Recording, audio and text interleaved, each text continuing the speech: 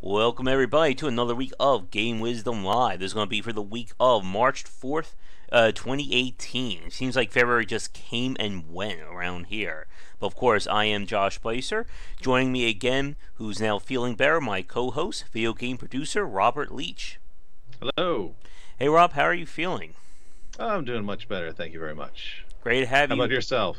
I'm doing okay. I still have this little annoying cough, so I'm hoping that will go away at some point. But Hey, Getter. yeah, hey, Getter as well. But it's great to have you back on. It's been a crazy week, I'm sure, for you, just as it has been for me. Yeah, it's just busy. Well, finally heard back from one of my library systems. For those of you who missed the announcement, they're interested to have me in September, sadly. But the system has like 20 or 30 libraries. So if they like me, I guess, in our little trial phase, then that will hopefully mean good things to come in the future. I am beginning to finally wrap up my ebook. There's finally the light at the end of the tunnel. There's only one entry left to type up, and then I have to begin the process of how the hell am I going to put this out there to the world. Oh, don't forget editing. Oh yes, That's definitely. a process in and of itself. Mm-hmm. I'm going to be calling another library, or actually two libraries tomorrow around here, because it seems like email doesn't work for them. It's the complete opposite for game developers, apparently. We use email like it's our lifeblood. I don't think they really use email that much. Yeah, and now Discord and Slack is the new email. Mm-hmm. I am not going to be the one to explain to librarians what Discord is. That's beyond me. I had to explain to someone what Steam is last year and what speedrunning is. So no, I'm not going to be that guy. I'm not going to be the Discord ambassador there. Let's see. Anything else that's been going on, at least around here? Oh, we finally crossed over 2,800 subscribers. Right now we're at 2,811 on the YouTube channel. So less than 200 to go to hit the big 3,000. But still quite a ways to go to hit 10. So we'll need to do some kind of crazy stunt, Rob. I think that may be what we need to do. We need to go viral somehow. Exactly, viral. That's the trick. Mm. Just hit the viral button and you're good. Mm-hmm. I don't know how you missed that one. I have a new Patreon goal to bring back a live cast I did way back in 2014, before I ever thought about doing a YouTube channel. So this is going to be like kind of like the non-goal. So we'll see what happens if people really want to see me back in 2014 trying to do live casting. That'd be interesting. Mm-hmm. Now let's see. I guess for games we've played, since I've been talking for the last few minutes, have you had a chance to play anything new, Rob?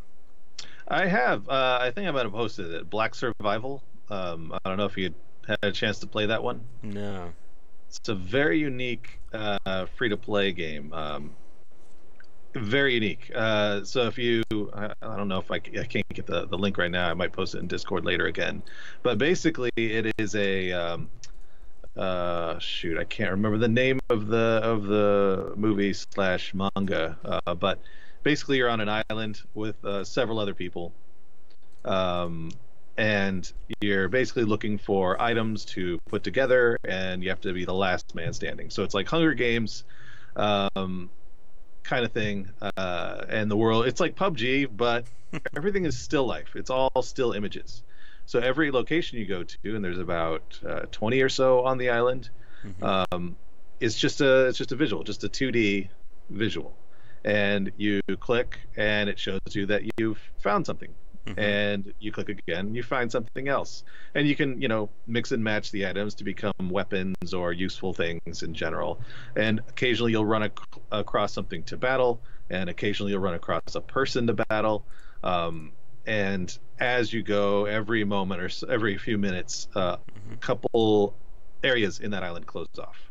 And if you're stuck in one of those, something detonates and you die. So it's just a very unique look. That's attached to a relatively known type of game. And what was the name of it again? Black Survival. Let's see. I can't seem to type today. That doesn't help. That does not help. There we go. Real-time survival game. So is it actual real-time combat, or is it like a turn-based kind of thing? It's turn-based. Mm-hmm. It's just it's very strange. It's hard to it's difficult to get used to how it works because you don't see anything. Each image is the same no matter when you go there. At least as far as I can tell. And you just click and things pop up. Little pop-ups tell you what's going on. There's a timer up top that tells you when the next closure is. So it is. It's very strange. I don't think it lasts too long. Each game doesn't last too long, but it is a very. It's just a different kind of environment to play in, especially in these modern times. Mm-hmm. And it's on early access as well, according to the Steam page. So interesting to see how they're going to take things further that way. Yeah, it feels fairly complete right now, but I mean I imagine there's a lot of stuff they want to add. Um, the things to combine together, they give you kind of a loose tutorial, and you can also see like creation trees as you click on items. But I think knowing what to look for and where to look for it and how to use it is probably very key to winning in that game. Cool. And another PUBG or Battle Royale style game as Battle well. Royale, that's what I was trying to think of. Yeah, Um, I don't think it's going to be the last one we're going to be talking about before the end of 2018 at this rate. no, it's probably one of the more unique ones in terms of how it works, but it is yet another one of those. Yes, Mm-hmm. Have it's you not worth played? streaming anytime soon. I tried streaming. What was the game we streamed earlier this week? Not Into the Breach. Man, crap! I forget the name. There's a game. Oh, Avernum 3. I did a stream of that a few weeks Oh, ago, and I I think think I it have. kind of put a lot of people to sleep there. That's RPG, right? Yeah. Yeah, yeah, I have those. I Mm. mean, they're like old school looking games, Oh but yes. I think the guy does he still create them? Oh yeah, Jeff Vogue. He's still pretty big in terms of the indie game space. Cool. No, I enjoyed playing that one. I let me see what I got here in my You library. probably have at Yeah. least like 3 or 4 of them without even realizing you bought Well, them. the no, I do remember buying them specifically. They looked good to me, so I just have to hold on. Hmm. Oh, I have to sort by games, not by recently, because that's useless. If I put it in games or RPGs. It's funny. Oh yeah, I have Avernum Escape from the Pit is 1 through 3, and then you got 4, 5, and 6 that I bought. So I have the series, I believe. I think Escape from the Pit is 1, 2, and 3. I know it's at least 1 and 2. Um, but yeah, I enjoyed what I played of that one. Hmm. I know I RPGs are have. just so tough. I know I have the Gene Forge ones. I have Avernum. There's another one whose name completely escapes me. But as a getter says in chat, yeah, they are super slow. I mean, if we try to do a let's play of that, that would be like a good like month or 2 months, I think, of straight plays to try and finish that up. Yeah, Nethergate. Nethergate. I don't think that's the one I got. Could be again. It's kind of hard to tell unless you're actually looking at it. I'm just gonna go to the store page and see what that developer Spiderweb. Yeah, Okay, we got Jenniforge, Nethergates, Jenniforge again. a This is lot saga. of There's a new Avalon, mhm. or yeah, Avalon or Abaddon, not Avalon. It's a different Abaddon. I game think that's the altogether. one that I got. I know there's probably an Abaddon, Abagon. I have a game called Abayon in my Steam page. I don't even remember That buying sounds it. boring. That sounds boring. Have a yawn. How do you, Gutter? Do you recommend Nethergate? I'm sure they're going to be trying to remaster more of those games, considering trying to make them more accommodating towards modern audiences. Well, even not even modern audiences, but Just certainly people who haven't discovered them yet. yeah, try to improve those quality of life enhancements that are very important for new players. Yeah. Let's see. I guess for me, it's been a very crazy week of playing games. So earlier this week, I finished Resident Evil 7 on Madhouse. I try to use my pro speedrunning skills to try and do it, and it still took me 6 hours. When I think the record's like an hour to beat that now. What's the game? Resident Evil 7 on the Oh, right, hardest right. Gotcha. difficulty. Wow. Let's see. I started to play Assassin's Creed Origins. If you missed it, I got a Nintendo Switch last week. I've Oh, been nice. trying to find time to play Breath of the Wild, and I think that game may break me. It's just such a big game, and I Yeah. want to talk more about, but I'm going to do a video on it because it's very fascinating because it completely breaks Nintendo's design mantra, it seems, for a lot of areas. Interesting. Let's see. Other games to play. Oh, I did get a press key for Yakuza 6. I've been trying to play through that in time for a review next week. And it is an interesting game. Have you played any of the Yakuza series? I know Josh did, or other Josh. No, I have a couple, but I have not played them. That is my war cry. Yeah, I have the Yakuza game. 6 is like a weird one because it's basically the last time they're going to use the series' main character. So they're trying to make like he's old and he can't do anything anymore. So the whole combat system has been stripped down, I guess, to represent that. So I am not liking the combat in this one compared to Yakuza 0 and Kiwami that came out earlier in 2017. Yeah. Story is still really good, but I'm really interested to see what they're going to do if they decide to do a Yakuza 7 at some point. Yeah, that'll be I got to get into that series. I know I have one sitting around on PS2, but Mhm. that is just showing my age. That's all. I would say Yakuza 0 is definitely the best one to get into because it's completely original and kind of like try to be as accommodating towards new players as possible with that one. Hmm. Let's see. Other games I've played, I said Assassin's Creed Origins. Yeah. I did pick up Into the Breach. Have you seen anyone or played any of that yet? Nope. That's the new one from the FTL developers. Oh, right. I did put it on my wish list recently. Yeah. Very interesting game. It's very set in one area, and then the RNG of what units pop up during a match completely mess with your entire strategy. So it's Awesome. very polarizing in that aspect. It sounds like a deck building game. I don't know if you. I mean, obviously there's a million out there, but it sounds very deck building game in terms of how you just described it. A lot of people have been describing it as a puzzle game. Hmm. Yeah, exactly, Getter. Consume much of the world in puzzle land tactical fury. Some people have been describing it as like Advanced Wars like, and that's completely off base, basically. But I would love, someone was saying this on the stream, I would love to see some Advanced War style games come from the independent scene.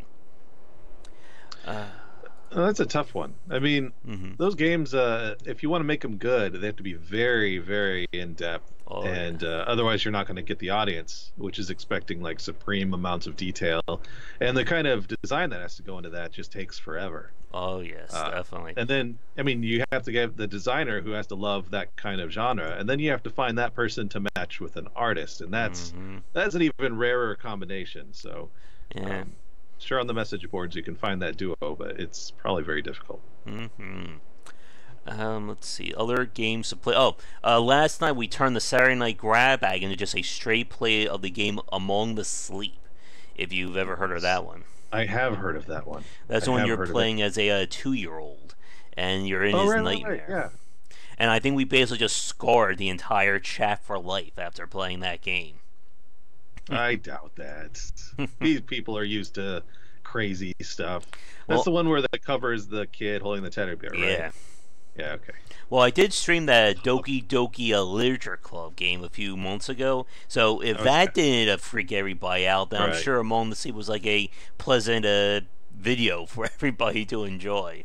Yeah, there's a few hidden gems to call them just out on the internet somewhere where people have just taken some 3D engine and made just about as creepy and Oh no. crazy a game as possible. I mean, I think they put them into the creepy pasta category Oh where boy. you're just kind of wandering around and just you hit like triggers that just will pop up just horrifying videos and stuff like that. It's Mm. not it's just a little stomach churning to play those, but that's a way to creep up your audience. If you really want to do that, that's a good start. Yeah, I'm fine with ignoring those, I think. What else? Oh, I did get a few press keys as of last night. A few games that Getter and El Gordo were telling me about. One was a game called Guns, Gore, and Cannoli 2. I saw you mention that on the channel. Mm-hmm. I do keep tabs on the channel. I just don't often. I'm a lurker. Let's see. I just got a press key for the game in celebration of violence, which Getter mentioned on Twitter. So I'm going to try to spend some time with that one tonight. I'm going to be playing the platformer Hell Yeah for the stream tonight because we kind of spent the whole night playing Among the Sleep yesterday. Gotcha. I did get an interesting one. My Time in Portia. It's a Harvest Moon, Stardew Valley kind of game that's in early access right now. Huh. So far, I'm liking it. It's very robust for only being in early access right now. We spent about 2 hours of it on the stream a few nights ago, but I'm liking what I'm seeing with it. Now, whether they can stick the landing and finish the whole game, that remains to be seen. But if Stardew Valley has started like a whole trend of, farming combat simulator games, I am all for that. Just I am more all for XCOM Lakes with Phoenix Point, and I'm sure. Oh, and at some point I need to play Mario v Rabbids now that I have a Switch. Yeah, I don't know much about that one. I just remember it exists. And I get how you bring up the Metal Slug thing. As soon as I saw that, I'm like, oh, Metal Slug. There need to be more of those. I really enjoy Metal Slug. Mm-hmm. Especially that kind of art style. Yeah, the art style is very key to those. If you don't have the right, like the depth of animation that they have, I think that you've lost. Mm-hmm. Hey, Elgato, thanks for coming on. And so the best part of that cannoli game is that because they're all gangsters, everybody talks with their hands during conversation. So, and I am all for people who talk with their hands, as everyone who's watched my videos are well aware of. But in celebration of violence, I'm definitely looking forward to trying that one out. Oh, I did get a game called Bad Pad. The developer sent me a press key for it. He liked one of the videos I did, so apparently my name is getting out there. So now, nice. Hardcore platformers and puzzle games, that's what I'm going to be getting emails for. Oh, and dating games. Those seem to be my trifecta of press keys now. Yeah. And I know that you have your own that you really want. It's just not coming to you. Yeah, not yet.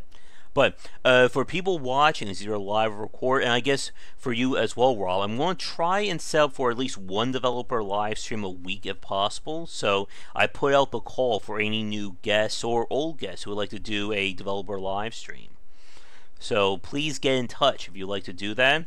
I have two planning for after GDC. I was talking to Zach Barth of Zachtronics and Alexis Kennedy, who's doing that game Cultist Simulator. So we're going to try and get something together, but unfortunately with GDC about 2 weeks away, or maybe even less than that, this one, I always forget what day it is. It's going to be a little bit busy for game developers in March. Are you going to try to get there, or is it just not this year? Nah, I don't have the money for it, sadly. I could probably get a press key. That's not the problem. It's, travel, food, and hotel. That's what they get you. Yep. Well, they're not trying to get you there. San Francisco's trying to get you there. And there couldn't be a worse city, I suppose New York, but there couldn't be much of a worse city to have to go and travel to and get a hotel. It is not fun and not cheap. Yeah. And that was when I learned that despite my love of cheeseburgers, I couldn't eat them every day. Like by day 3 of going to the best places around, I was like, I can't do this anymore. I need to go get something else. And that's when we all learned the lesson about having a diet or having a different dinner and lunch there. You can still have cheeseburgers. They just come with a couple of golden arches with them. Mm-hmm. So the game that I was playing, I guess moving on, was this game called Bad Pad. It's like a Metroidvania throwback to games with a lot of heavy metal. Like, they have the same song that plays every time you open up the world map, which I don't know if this would be cute, endearing, or just starts to grind on your nerves if you're listening to it for the 50th time there. Yeah, I mean, I gotta say though, when you mention things like Castlevania and that kind of thing, I just think to myself, well, I never got sick of that music. It was always very good. But I can see music that you can get sick of. Mm-hmm. Oh boy, the old days of Nintendo. Like these days, that music would not fly. Oh, let's see. Anything else I got from my email? Oh, and of course, I got a review code if I wanted it for that game Super Seducer. Because, like I said, it's either puzzle games, platformers, or dating games. Those are the Right. games I'm getting press keys for. That sounds fun. Mm-hmm. Just embrace it. Become a dating sim niche reviewer, and just embrace it. You'll get all the calls. Mm-hmm. Well, if I'm going to do it, I'm going to have you and Josh. We can all play the game together. You'll be Oh, that my sounds. wingman. You'll be my I think wingman as I we're trying think to figure this out. I think I'm busy that week. And at some point, I convinced Josh to get that house party game. Now I need to play it. Maybe that'll be another game of ill repute at some point. Which, Mm. speaking of, I'm going to be recording it for tomorrow. I know. I was saying that. I know Jim Sterling did something about that as well. But the game of ill repute I'm going to be doing is Space Base DF9, and then we'll hopefully have another one for next one, as long as we keep to having at least $100 on the Patreon. You need to get MAME and start doing some games of repute in arcade. Mm.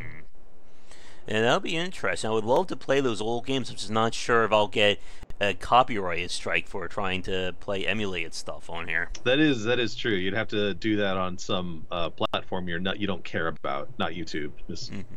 go to Twitch, go back to Twitch, or use that whatever Microsoft one that's starting. And I hear Netflix is getting into it now, so Mm-hmm. Facebook, you can do Facebook. There we go. I would love to play like those old school games. Like it would be there's so much there for dissecting designs. But of course, if you're trying to play a Nintendo game on YouTube, you know they're going to come down on you with all the righteous fury that they can muster. Yeah, I know. You could do what a lot of the YouTube people do and just show really creative cuts of your reactions playing the game. I know I love hating on those videos. Oh yeah, I can't do those reaction videos. They're just so it just feels like so cheap of content. Maybe we can do a I know we'll do a reaction video of me reacting to my stuff while you're watching that and reacting to me reacting to my video. Oh, very Inception. There we go. It'll be either a very crappy video or a modern art piece for everyone to enjoy. There you go. I'm trying to think if there's any other games I had a chance to play. Yakuza, Resident Evil.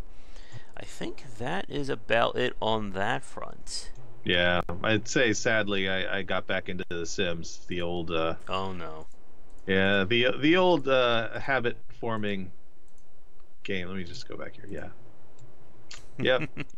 Yeah. There you It's go, I enjoy Elder. it. I enjoy it. But talk about your very in-depth dating simulators. There you go. There. Perfect. Oh, I just had a train of thought, now I lost it. What was I saying? Oh, yeah. One last game I played was Space Tyrant that came out of early access earlier this week. It's kind of like a 4X game without the 50 to 60 hours needed to play it. And I don't know, I like the idea, but again, it's one of those games that it feels like either you're going to win or you're just going to completely fall and there's nothing you can do about it. Like, it doesn't feel like there's any in betweens there. I think part Yeah. of the fact is that every turn you're basically on a ticking timer that your I forget the term they use, your evilness or whatever is counting down. When it hits zero, you automatically lose the mission. So unless you're Oh, constantly making progress, it's just again you're on that timer that you're going to lose. yeah. That's an interesting mechanic to add there. Hmm. I need to get back in touch with a George Fan because I want to try out his new game that came out in February. Octopus Geddon, Octageddon. Let's see. I think it's Octagon.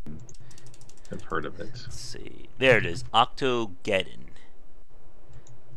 Because I would love to have him on just to if I can just like pick his brain about Plants vs Zombies for an hour and a half. I think that would be worth it. Let's see. Oh, there's still more news with the whole Star Control lawsuit that's going on between Paul and Fred and Stardock. So it doesn't look like it's going to be getting any easier for them. but who knows what's going to happen on that front. Oh, I just have to interject. I was listening to your recent, you were interviewing a developer about tower defense. How did you guys not bring up Plants vs. Zombies? How did that happen? Wait, who did I interview for tower I don't know. It defense? was an indie dev of a tower defense game. I don't Oh, remember. Yeah. I think that was the guy, Takiri? Was that the Defense Task Force one from like 2 weeks ago? He was in New Zealand. That's all I Yeah, remember. that's the one. Yeah, I thought we brought that up, but yeah, we It were would trying. have been towards the very end because I think I've got like 20 minutes left in the video or something, or in the podcast. Yeah, and unfortunately, that game did not do well on Kickstarter. Sadly, let's. Well, I I know how Kickstarter goes. It's not easy. You Yeah. can't just put something on Kickstarter. It is difficult. I feel bad for anyone who doesn't get that going. Yeah, and it looks like they ran into that classic trap of just fire and forget. Like they went to work on the game, but didn't work on the promoting the Kickstarter. And unfortunately, you can't do that. We've talked about this before, but you need to be the guy who sets off the PR train. You can't just expect, Total Biscuit or Markiplier or anyone like that to do the PR for you. No, and there again, I bring it up a few times. There's one easy way to do it, and by easy, I mean it should be easier than people make it seem, and that is because it kills two birds with one stone. You just go to the community who likes tower defense, and you get involved in that community, and you ask them to help test it, and you can refine it, and if it's good enough, you can actually run a decent Kickstarter from that community because they will tell others, and that community is very niche and they're supportive. So any community, I should say, is like that, and that's kind of what you have to do. You have to find your niche, find that community, and just get them into the game. Yeah. Done. That's it. There you go. Now, the one that was really surprising that sadly failed, did you hear the one for the game Beventool? Beventool? I think that's how it was called. It was a or JRPG very similar to the Shadow Hearts series, where combat is you kind of like you move around the field, you can set up different attacks and combos and stuff like that. We did a play of the early alpha of it here on the channel like 3 weeks ago, and Interesting. it did get picked up by the major sites. I think Polygon mentioned it. I know several big YouTubers did. But sadly, it only raised 30,000 of the 50,000 that it was looking for. Yeah, So- you don't even like these days. Like you can't even depend on some of those bigger sites because there's just too much content out there. Yeah. Those sites themselves, they just have Aw. like, if you're not interested in an article, you move on to the next one. Yeah, and apparently they even used me. I'm on their Kickstarter page because I did a video. So, El Gordo, if you're watching this right now, I think you're right that I am the game sinker still.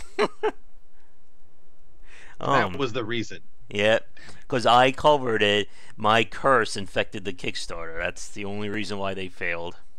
And yeah, Getter, I feel like that is a good point to bring up. That you can always try again. Yeah. You can always try again, as long as the problem being that if you're going to Kickstarter, you should need the money. And I've learned that lesson. That was fun. But if you don't, if you're able to try again, well, I mean, it's good that you're able to do that, but it kind of shows that you didn't need the funds as much. Yeah. And sometimes it's just a matter of, pitching at the right time. Exactly, Alberto. Don't cover it. I think we've learned that, especially since I try to give a Goddess a look, and we all saw what happened to that one. Yeah, I'm gonna blame you for our unsuccess. There we go. Like, as a good example, I know with AI Wars, when Chris Park did the Kickstarter for AI Wars 2, I think the first time they asked for it was either 100 or 200,000, and it failed. And then for the second one, they decided to just ask for the 50,000, and they squared it down. They stripped it down, I should say, to try and make within that budget, and they raised about 97,000 for it. So Nice. sometimes it just matters, how you pitch and what you're looking for. But again, this goes back to a post that I did earlier this week, where I said that sometimes even if you do everything right, that doesn't guarantee success, sadly. And Oh, it never does. Yeah. yeah, let me see. Yeah, exactly, Getter. That unless you can actually guarantee, like, you can focus like a month of your time for the Kickstarter, you can't just fire and forget it.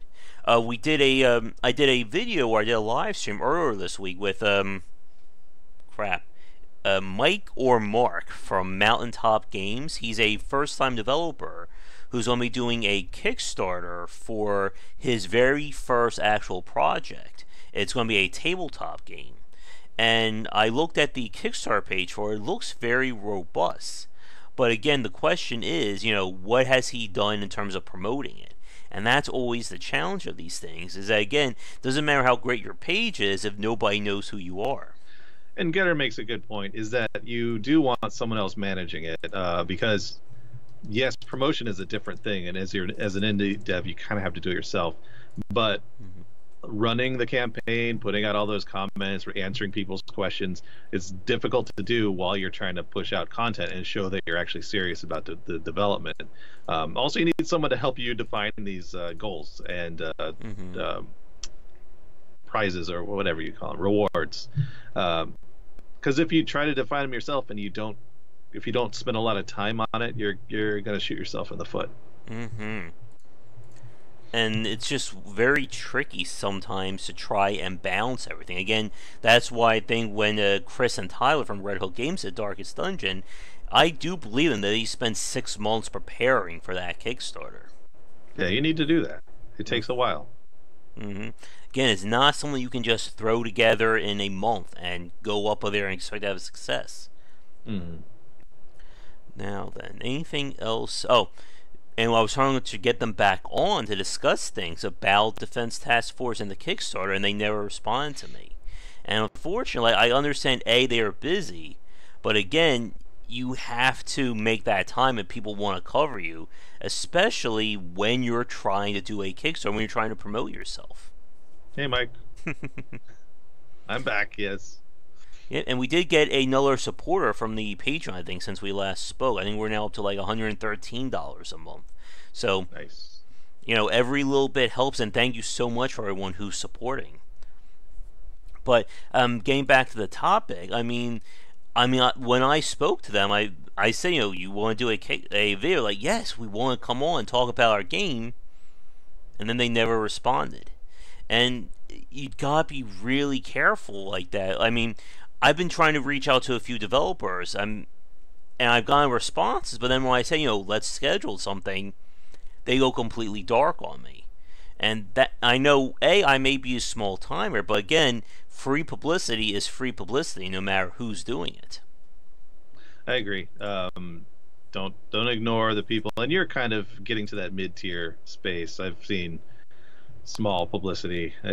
I may. Well, I think it is great. I think it is great to go talk to whomever, because no reason not to. It's at least practice. Yeah.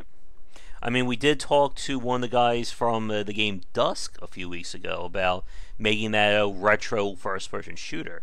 Oh, and that just reminded me, did you hear about the game Ion Maiden by any chance, Rob? It was mentioned on the Discord. No, I have not. I must have missed that one. It is to keep up. Game built around using the build engine, which was used for the original Duke Nukem, Shadow Warrior, Blood, those kinds of games. And it's being made by 3D Realms and another one. Apparently, it is a prequel to that very crappy isometric shooter that came out I think in 2017.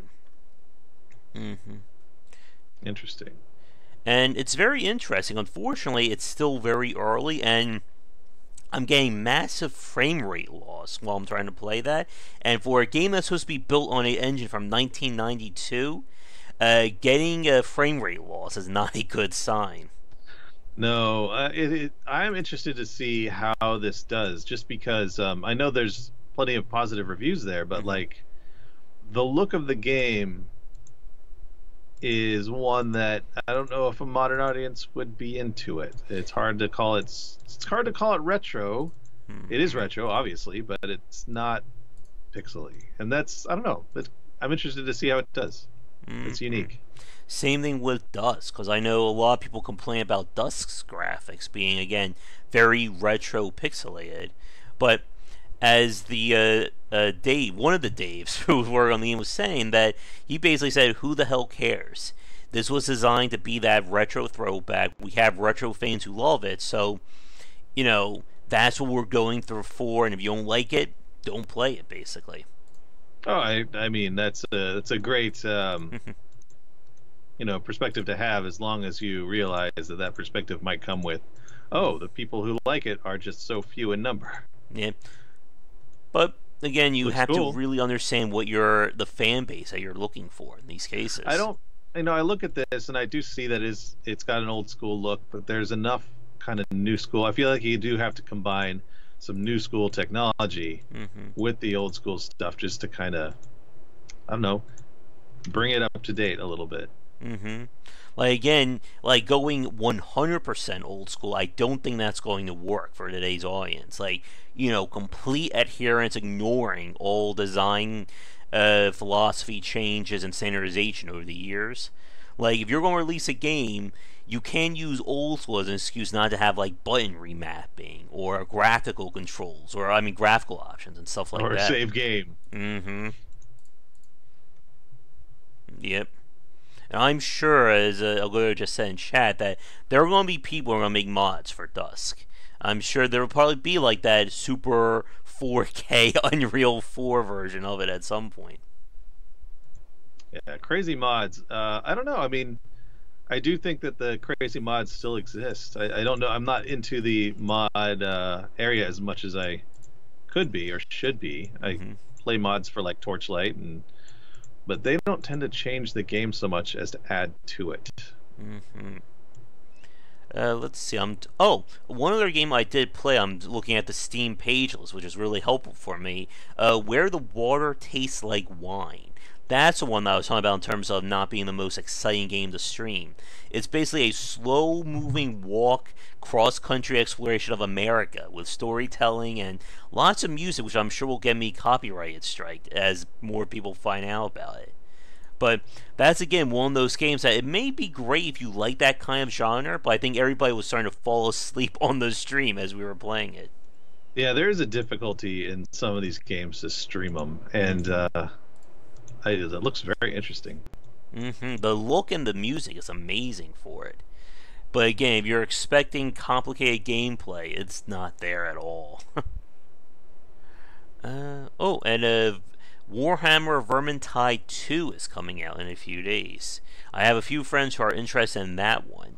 That's kind of the Warhammer Left 4 Dead style game. Which one is it? Warhammer what? Vermintide 2. It just came up too. There it is. I've only played one of the Warhammer games, and it's been so long ago. Let's see. Payday 2 is still coming along. They just released another patch to it. Who knows? I think they're going to finally start to wrap that game up in 2018. Because, man, it looks like they've been supporting it for 5 years now, which is really impressive for a game like that. Sheesh. 5 years is a long time. I know. And not even for like an MMO style game, too. Yeah, not even for an indie game, because indie games take a long time because people have jobs. But for a AAA type studio, that's a long time. That means there's been some hiccups along the way. Especially with their microtransactions and stuff. Let's see. Ooh, big Mysterious Grim Dawn announcement. I like that. Soldak backing off of permadeath. That's very interesting. Again, I want to see Soldak succeed, but that goes to what we were just saying. Their games are just ridiculously old school to the point that I think the quality of life features aren't there for someone who, if you've played their games, you're fine, but if you're brand new, those games are just horrible to try and get into. Another expansion for Path of Exile. Damn. Oh, yeah. All the time. I mean, in the community I belong to, RNG Gods, a lot of people play it, and they're always talking about the new seasons and all that kind of stuff, and every time I try to start it, I just realize, oh, I'm never going to catch up. I'm never going to catch up. And we still need to find time for our Grim Dawn play. It's just been very hard. We're trying to make all this time to play. Let's see. So apparently they're going to have a big announcement tomorrow for Grim Dawn. So maybe it'll be another expansion. Oh god, which means another 30, 40 hours of me playing that on the stream. There are worse things. Yeah, definitely. And at some point, maybe I get to Planet Coaster. Probably around the time they'll announce Planet Coaster 2. That'll be when I'll have some time to play that game. Oh, shame. I saw this video of Planet Coaster just before the stream. That is incredible. Someone did Planet Coaster. They built an entire person's bedroom around it, so it looks like they have the Planet Coaster is a model train set. Oh my goodness! It's ridiculous. What people come up with and what people spend their time on are, I mean, it's wonderful to look at. I just can't imagine the hours. Can't imagine the hours. And someone suggested I try play a Kerbal Space Program on stream, and that's just going to be me 2 hours of killing lots of Kerbals. Just like Planet Coaster, me just killing lots of people with my broken roller coaster things. Oh, you can't do that in Planet Coaster. That's it's way too. Yeah, it's. I think you can do some of it. You have to really try though. Now Kerbal, yeah, that's part of the game. But Planet Coaster is fun to watch if you're into watching fish tank type videos of just kind of chilling and watching someone build. But it takes a very long time to get anywhere that looks good. Like a 4-hour broadcast, you won't be able to get anything that's interesting. I'm pretty sure I won't be falling asleep by the time that one's over for me. Yeah, and what kind of graphics card do you have? Because that's going to be important. I think my computer will probably blow up if we try to do something there. Yeah, I managed to get a new graphics card. I had a GeForce 760 and I got a 780. It turns out that part of the problem, even though my 760 seemed to be on its last legs, my power supply. I needed a bigger power supply to run it, and it barely fits in my case. So, cost me. It was a free card, but it cost me $90 in terms of getting a new power supply. That's always how PC upgrades work. Yeah. Can't just get one piece. Let's see. Any news that's been happening that we can talk about quickly? So I do want to have that chat about fair use now that I got you back on, Rob. Yeah. Let's see. Of course, there was a whole announcement of Trump trying to get a game developers meeting in the White House for sometime next week. Yeah. Oh boy, that sounds like it'll be a whole lot of fun for everyone involved. Oh yeah, it's it would just be explaining video games for 4 hours. Just explaining them. I mean, assuming you can get a word in, but yeah. And probably nothing good will come of it. No, stop having so much violence. Yeah, that's not going to happen. Sorry. Yep. Let's see. The ESRB is finally going to lump microtransactions and loot boxes on their description tags, which I think that's just a false fix. It doesn't seem like it's going to really do anything. What do you think about that one, Rob? I mean, I agree with you, but I feel like there's no harm in it. Certainly, it can only do good things, because if you go into a game and recognize, I mean, you should know if you're getting into free-to-play at the very least, that there's going to be loot boxes or that kind of thing. If you're going into a game that costs $60 and it has loot boxes, there's a little bit of a red flag there. Well, only time will tell, because there's still people calling for legislation on loot boxes. I know, I'll go to mention this. What? That's never going to happen either. You have to first get political people to understand what a loot box is, and that in itself is going to take a while for anyone who's anti-loot box. And Ogoro was telling me there's going to be a GDC presentation about trying to what was it about trying to stop people from victimizing loot boxes, or trying to protect loot boxes. Oh my goodness. You mean the thing is about protecting loot boxes? Like trying to keep them around, and trying to stop any kind of legislation or regulation on them. They're calling it censorship and stuff like that. Really the only people talking about that is in the games industry. No one else cares. No one else cares. Yep. But yeah, loot boxes, We've talked about this before. Everyone talks about this. They're not ideal. Stop it. Mm-hmm. It's Uh, exact. let's see. Anything else happening right now? Yeah, games is an addictive and it's gambling. Oh, Yeah. that's another hour-long conversation we could jump into in a few Yeah. minutes. I just defer to that game I sent you. I can't believe it's I not posted. gambling. I can't believe it's not gambling. Someone Uh, threw that together in like 20 minutes, and I think it's clever enough. So well, let's get to our main chat for tonight because we'll begin to wrap things up because I'm sure we all have things and work to get done for tonight. But I want to have this chat about fair use when it comes to video games, especially for streamers and YouTubers. And one of the things I've been thinking about is as we see more narrative-based games come out, I always get this very weird feeling when I see streamers just play through a narrative game, that just came out in its entirety on its stream. Because as we know, narrative-based games don't really lend themselves towards that kind of fair use, or not. I'm sorry, not fair use. Crap, I forget the a transformative factor. I think. But I'm going to get your thoughts on this as someone who's done video game producing and you worked on games. Like, what do you think about, like, fair use in that regard? it is a difficult question. I mean, I'll just go back to the one that I really know very well and I really liked, um, Stanley Parable. Mm-hmm. I feel like that one is a thing to embrace. It's a very short game.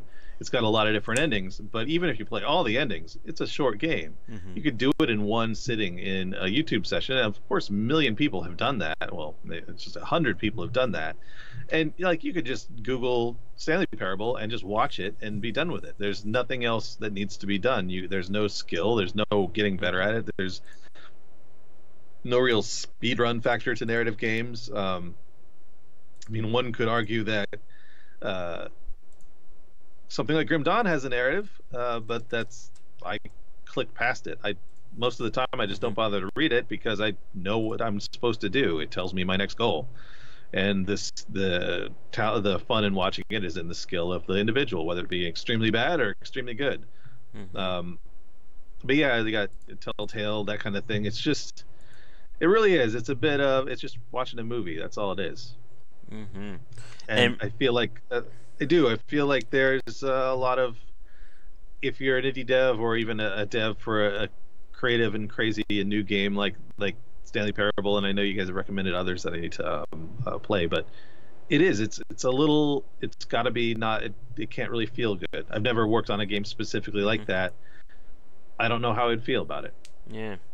And it goes like you were saying before with the whole idea of reaction videos. Like, it just feels more like, instead of you trying to create new content, it just feels like a very long reaction video of you just talking about what you're saying on the screen. And again, now of course, if we wanted to get very nitpicky, we could argue that even action-based games are just like that, with you reacting what's happening. But again, the question is, where does the transformative factor come in? Like, is it a valid reason or a valid defense for this kind of stuff? I think it is a little bit. I do. Like when I play Torchlight 2, I'm approaching a 100 level character. Um, that's something that someone would see and they wouldn't quite like. The good part of doing that is having it's an achievement. It's not having watched someone get it unless you're just never going to play the game. Mm-hmm.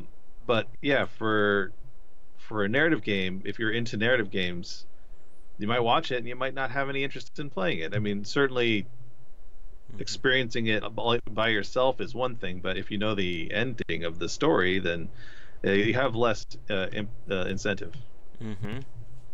And again, it can be very hard when the person is trying to bring, or the person is trying to be the selling point as opposed to the game.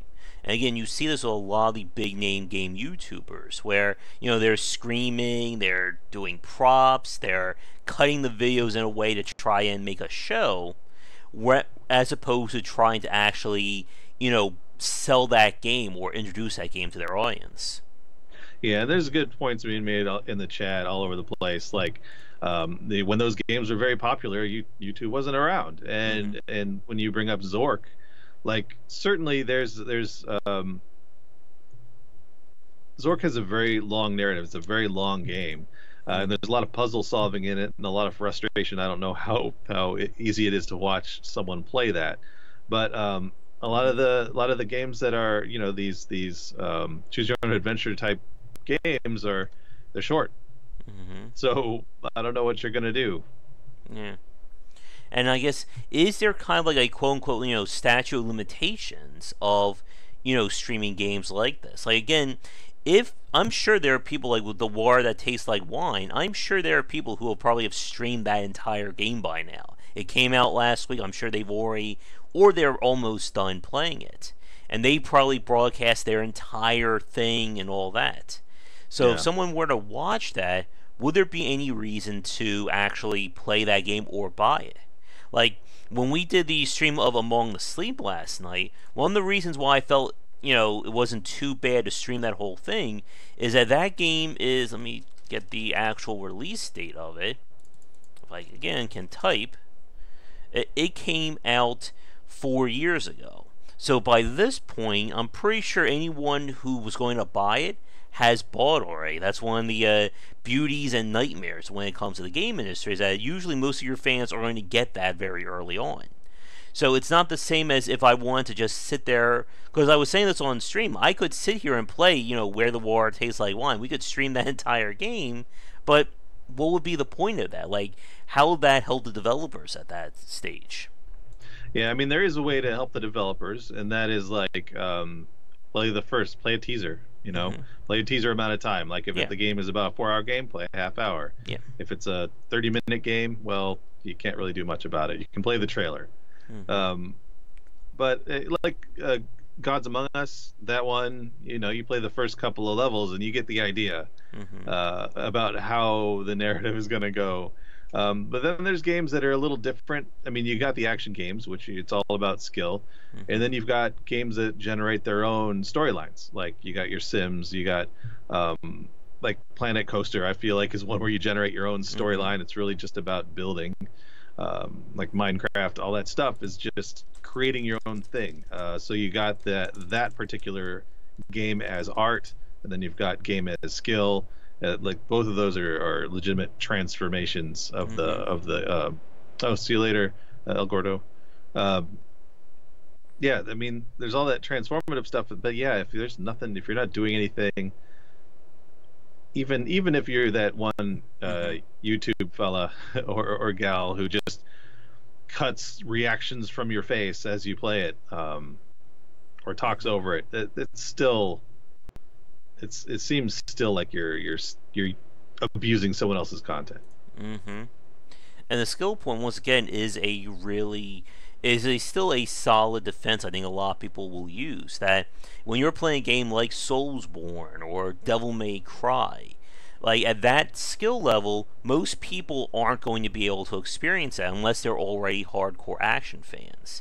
So the people who are going to play that game probably are going to buy it regardless. And the ones who are going to watch are the ones who probably weren't going to do that. Yeah. Be the Doom Health HUD emotes you want. Yeah. And again, it's just very hard, like, when you're trying to do stuff like this. Like, again, I don't consider myself, I think, a full on, gamer YouTuber, because I try to keep the video game as the main point. So as you just said, when it comes to like those narrative games, I will say that this is going to be a short video because I don't want to spoil it. Like, I did videos for the games The Bridge and Foxtail this past week, and both of those videos are about 15-20 minutes long because I didn't want to show off enough to, ruin the story or ruin that kind of puzzle solving. Because there are plenty of those games out there that are pretty much one and dones. Yeah, I mean, certainly I feel like there's a difference between review and playthrough, of Mm-hmm. course. So when you review a short game, there's a lot more reason to talk about it. Without giving anything away, you can talk about how the design goes or how interesting the story might be, or Mm-hmm. I love the ending, I don't like the ending, that kind of stuff. Mm-hmm. And again, when we start talking about Oh, these, that's Yep. Go ahead. That's a good point. I was just looking at Mike's point. It's a good point. Hmm. Yeah. And that's always that thing there. Like, it's very easy for YouTubers to say, we're doing this transformative, it's out there for everyone to do. But then, what happens when someone else decides to take your work and put it on their website or stuff like that? Yeah, I mean, it is. There's a lot of intertwined items here. Now, there's a difference between you putting something on your website. It's a direct link, and you're hopefully linking to more content. Now, for a game, you can argue that if the person has made more games, you're just giving an example of one of them. But it's a little harder to make several games than it is to write several articles or something like that, or take several pictures. Mm-hmm. And yeah, fair use comes in there. Like there are things that are that people intend to go out and be used as often as possible without any giving any telling them that you're the one who took the picture. But people tend not to do that. I don't know. There's an awful lot of tangents that we can go down. Oh yeah, definitely. And that's always the trick when it comes to this kind of fair use thing, is that it's never really been defined for video games. The whole idea of the Transformative Act and the DMCA was used originally for, I think it was like music and videos or stuff like that. Like, there hasn't really been a set rule set for video games. And I know last year we talked about when the Firewatch developers tried to use that against PewDiePie because they didn't like what he said, so they didn't want him to get any kind of mention for Firewatch. And I think at that point we talked about that was pretty much just abusing the system. Yeah, and Getter, I mean that's another good point. I mean, copyright by itself. Mm-hmm. Sorry to jump in like that, but copyright itself is its own mess. And so yeah, watching it or making a video and you have some music on in the background and suddenly everything's muted if you're on Twitch, or suddenly you're kicked off the air if you're YouTube. Yeah, that's a tough one, and good luck putting a clip of a TV show or movie. So yeah, there's copyright just horribleness. There's a lot of, I think there's a lot of distrust out there. But then there's the argument, if you put it out there, if someone puts it out there, well, maybe all the people who are going to buy it already bought it, and that's a possibility too. As a developer, I really would have to see the numbers on that. If I launched a game that was purely narrative and it was out there and a lot of people were liking it, and I didn't see the sales because there were too many YouTubers out there showing it off, that would be a problem for me. Mm-hmm. And also, you're never sure what the YouTuber is going to actually say about your game. If you get someone who decides to play your game and show the whole thing and just say, I hate it, I can't figure out what I'm doing, and they're just not the right person for it, is that really helping your game in the long run? And do you have the option or the right to say, I don't want this person, who didn't play this game right, to put this negative advertisement? But again, once we start talking about it, that gets into a very murky issue. Well, if that's the difference between playthrough and review. Like, you can't be mad because someone didn't like your game. Like, that's just ridiculous. If you throw your game out there to 1,000 people and the one person who decides to take it and play it is the one who doesn't like it, well, whatever. That's what happens. Yep. And again, once you start getting to that level, like we saw before with that Digital Homicide going after Jim Sterling, again, once your game is out there, you're kind of left to the mercy of the winds, in a matter of speaking. Yeah, and that's just how it goes. Now, I feel like the reviewer there, Jim Sterling, he wasn't saying anything that a million people weren't already saying. He was just the biggest voice there. Yeah, and per what Mike's saying, developers should enforce some limits and broadcasters should respect that. Yeah, I believe that there should be, like you do. You get that date where you can't review anything until then, and then you have restrictions as to what you can show at certain dates. I think that's fair, and you don't give Steam keys to the people who don't abide by them. You really have to control your Steam keys, I think. Mm-hmm. Yeah. And I know we were talking about that, Mike brought up in Discord over the last 2 days, that it has become a very weird relationship for gamers and broadcasters and with developers. Because we've been talking about trying to make the game industry more transparent. But at the same time, when you have YouTubers and streamers, making videos where they're yelling about games or saying this developer did this, so we need to, go after them, it's very hard, especially if you're an independent developer. Like, let's say you're just like a 5 to 10 man team, and someone with 800,000 followers makes a hit video on you. What are you supposed to do then? Well, that when you're like that, and someone hates your video so much, and they have that many viewers, you're probably going to get more purchases anyway. So that's one of those double-edged swords. It's like, well, they say that they hate your video. Now, if they loved your video, wow, you're in the money. But if they hate your video, well, you're probably going to get more attention than you ever would have anyway. I believe that from the Jim Sterling section, those games were so bad that I imagine they got additional purchases because they were that bad. And again, like, this is one of the things that we've talked about before, but there are, as we've said, there are different kinds of developers out there. Like, developers who are trying to make a living out of the industry, they're never going to put out a shareware or shovelware game like what we see Jim Sterling covers. So, there's that different mindset. But, like, let's say a developer, like, for the people who do spend 2 to 5 years of their life trying to make the best damn game possible, it can be very disheartening to put your game out there and every YouTuber or streamer is yelling about how much they hate it, don't buy this game. But again, it's just very hard, as Getter says, like, the industry as a whole needs to really graduate and evolve in some of these cases. Yeah, and that's one of the things about YouTube in general and the creation of content is that unless you're creating unique content, I think people feel like they shouldn't do it at all. And sometimes that crosses a line into respecting the copyright infringements of other people, and sometimes it's all okay, but it's one of those things where there's just too many. Everyone has access to YouTube, everyone has access to Twitch, everyone has access to buying a game on Steam and the cheap software that allows you to stream this stuff. It's just, I don't know if it's possible to really rein in a little bit.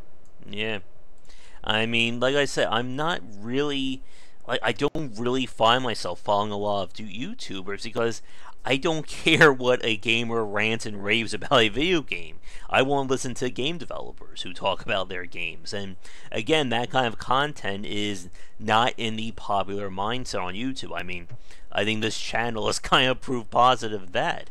But it's going to, of course, I think, take a lot for things to start moving forward in a positive direction. Yeah, it will. And I feel like we're in the Wild West still. Yeah. And it's going to take many years to grow up. And that's just how it works. Even in games in general, it's only just starting to mature into a respectable industry. Even then, there's too many people who are like, oh, that's kid stuff. You play games all day. You're in a kid's business. And it's to the point where I start to believe that, and I've been doing this for 16 years now. It's like, you shake your head. I don't know how you feel about it, Mike. I know you do a lot of programming, so it's a lot of it's rough sometimes, but I feel like people have been playing games their whole lives and they realize how hard it can be and they realize how in depth some of that stuff is, and it's become an acceptable medium. So I feel like in that sense the popular culture has allowed it to grow up. It's become a legitimate business. There's less craziness happening in the industry. There's still a lot, but there's a lot less. And I agree. We're moving at a glacier's pace here in terms of things growing. It's getting better, but again, there are so many different topics we could segue into when it comes to the craziness of the game industry. Yeah. Let me check our time here. We are just over the hour. So, I guess, is there anything else you want to bring up, Rob? No, I don't think so. I mean, I'm always enjoying talking about whatever topic we need to, even if it's one I'm not too terribly familiar with, as neither a narrative game producer or a serious content producer myself. Mm-hmm. Yeah, I guess for me, I just really wish. Yeah, I know devs aren't the most exciting to watch. I mean, it's one of the reasons why I love to do the podcast with them because we can have those hour and a half, 2 or even 3 hour conversations like they're nothing. And again, that's kind of those kinds of discussions aren't really happening anywhere else. Like it's very rare to see a developer give a sit down chat and talk about the work they did on their game. Yeah, and they only have the one game or a couple of games. I mean, how much content could they possibly put out other than this is what I did this week? Mm-hmm. And even then, 1 week's worth of work doesn't always add up to a lot. Oh yes, we certainly have talked about that one many times here. But when it comes to trying to, I guess, respect the developers or respect the game, there's just so much about it that it can be a very murky area. Let me close my door 1 second because I got the phone ringing in my ear. There we go. But just to wrap things up, like when it comes to appreciating game design and mechanics, that's still probably one of the hardest things to really translate to an audience or translate to people generally. Because again, you can see graphics, you can see, 10 hours of quests, but how do you properly explain to someone, the joys of min-maxing or why people love to play a Dark Souls game and stuff like that? Mm-hmm. No, I mean, again, the content you do is certainly it's tough for people to, it's like NPR versus shock jock radio, and so one's very informative and one's very and there's a lot of knowledge to be had, and the other one's all about crazy kooky sound effects and stuff. So it's go for the knowledge, go for learning and understanding, or just go for pure unadulterated entertainment. That's that kind of thing. Yeah, and I think Getter made a really great point, and that's what we'll wrap up on. That still, for general people, there is very little information about what it means to make video games. When I did my presentation, I think it was like last year, about what to expect when getting into the game industry, I had about 33 people, pairs of parents and kids, because again, where else are they going to get that information from? You're not going to find it on IGN or Kotaku. You're definitely not going to find YouTubers talking about what it means to make video games or get in the game industry for a living. And how many people outside of, us and probably the folks watching this right now know what Gamma Sutra is? Yeah, I feel like more people knew about it when it first came out, but I know it's a weird little website. Yeah. And as we were saying earlier in this chat, with GDC coming up, again, most people probably have no idea what GDC is. And that's one of the big problems with the game industry, is that there's information out there, but you have to already know about it to find it. But if you're yep. Go ahead. I'm sorry. But as I was saying, I know exactly, Getter. But for people who are trying to learn or get into it, you type into Google, "How do I make a video game?" You're going to get probably 5 dozen articles that have nothing to do with that. Yeah, no, I mean you're correct there. Was I was going to say something, but about I forgot. GDC. Oh, right. E3 becoming publicly available. I mean, certainly letting cameras in to begin with, allowing fans in for a fee. GDC is going to be a little. I don't know how I would feel about that, because it is a very business conference, as opposed to entertainment conference for the public to consume. Not as much flashiness, not like all this stuff going on. It's certainly trying to get there, but it's a little more boring. It's got a lot of great content. Certainly all the talks they do are great, but it's not as approachable. Yeah, and I think that's kind of the problem. There is no easy way to understand about game design and the industry. I mean, again, if you want to learn how to play a video game or watch people rant and rave about them, there's, millions of videos and articles out there. But what do you exactly get from that stuff outside of just watching someone rant and rave? That's a good question, Mike. I mean, I do. I love GDC. Yeah, It's really nice. It's expensive to get to. I know. It is hard to get to, and if you're an industry diehard, then I know you try and go to every year. But I do feel like it's more on the young person scene now. It's more for the students, more for the indie developers to, meet and greet and really feel like they're a part of the business. It is a little weird. I know walking around, it feels like there's a lot of stuff I'm not all that interested in, but Hmm. it's interesting. I mean, there's a lot of stuff to be enjoyed by a bunch of people. I know that yeah, it's a tough thing to answer. Like, I think what that means is I need to do my own conference. We need a game yeah. wisdom conference, Oh, totally. all about just game design. No Yes. PR, no other thing. Just talk nothing about game design for 2 to 3 days. Well, that's what GDC started as, a bunch of Hmm. people getting together and talking game design. Hmm. All right, folks. I think we know what we need to do. Let's start organizing that right now. Josh Kahn. There we go. Perfect. All right, I think we got it now. That's where we'll unveil the Josh box. Nice. All right, but I think with that, I think that's a great settlement to end on in terms of trying to raise the education and discourse about what it means to play, or I'm sorry, what it means to design and talk about game design. Hopefully, I'm doing my own small part, and we'll just see how things go from here. But with all that said, we're going to wrap things up for our live show. So for you folks watching this either live or recorded, thank you so much for tuning in. If you're watching this recorded and would like an early access as well as ad-free version, please check out patreon.com/gwbicer. I'll be putting up an announcement video for the Saturday Night Grab Bag voting, as well as for a Game of Ill Repute voting for this month as well. Stay tuned for Monday because I'll be doing a look at Space Base DF9, and we got regular streaming, of course, tonight around 10 Eastern. But for folks who want to watch you, Rob, if they want to catch you, what is the best way? Oh boy, it's so rare these days. I haven't really streamed in weeks and weeks, but I'm on twitch.tv/IndieVoyageRob. A lot of times I'll stream on /RNG Gods. I believe that's RNG Gods TV. But yeah, I'm mostly on Discord here and there. I pop on and off, so feel free, hit me up there.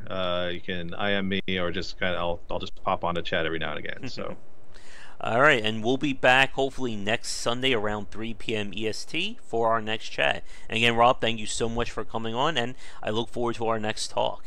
oh, definitely. All right, so with that said, have a great rest of the Sunday afternoon. I got some work to get done, and I will see you all later. Until then, take care.